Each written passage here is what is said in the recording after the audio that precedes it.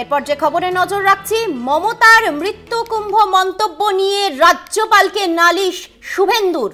মন্তব্য প্রত্যাহারের দাবি বিরোধী দলনেতার। রাজ্যপালকে দায়িত্ব নিতে হবে এমনটাই দাবি করেছেন শুভেন্দু অধিকারী।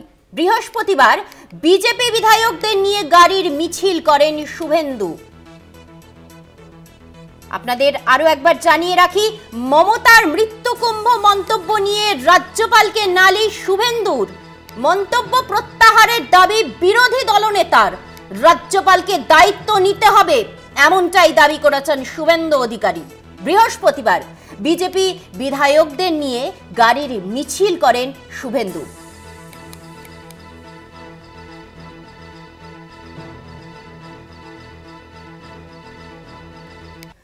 শুভেন্দু অধিকারী কি দাবি করেছেন শুনুন।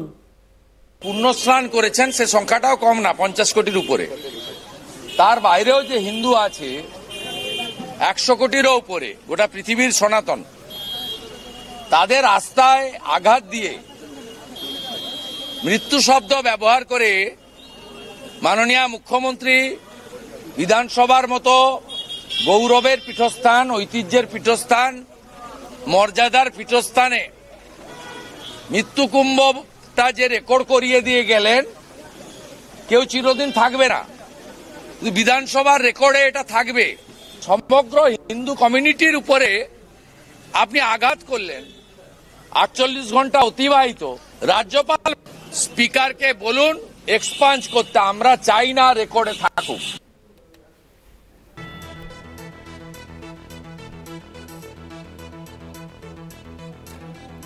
এই বিষয়ে বিশদে জানবো। টেলিফোন লাইনে রয়েছেন আমাদের প্রতিনিধি দেবাশিস সেনগুপ্ত।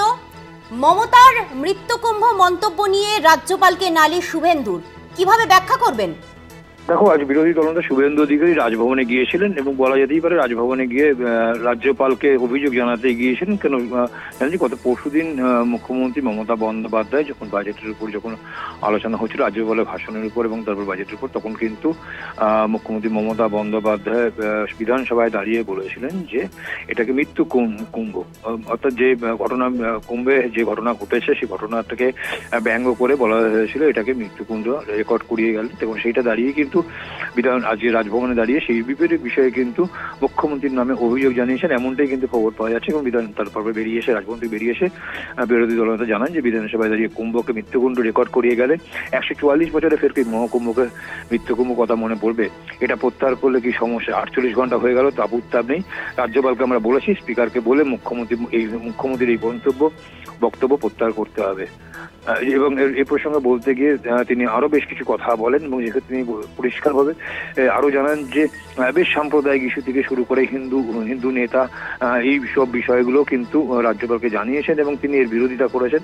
এবং মুখ্যমন্ত্রী বলেছিলেন যে কেন কত বড় হিন্দু নেতা হয়ে গেছে, কারণ সেই সময় বলেছিলেন, বেশ কিছু কথা বলেছিলেন জানিয়ে কিন্তু মুখ্যমন্ত্রীও বিধানসভার মধ্যে কিন্তু সরব হয়েছিল। যদিও সেই সময় বিজেপির পক্ষ থেকে ওয়াকআউট করা হয়েছিল, বয়কট করা হয়েছিল। এবং সেটা নিয়েই কিন্তু আজকে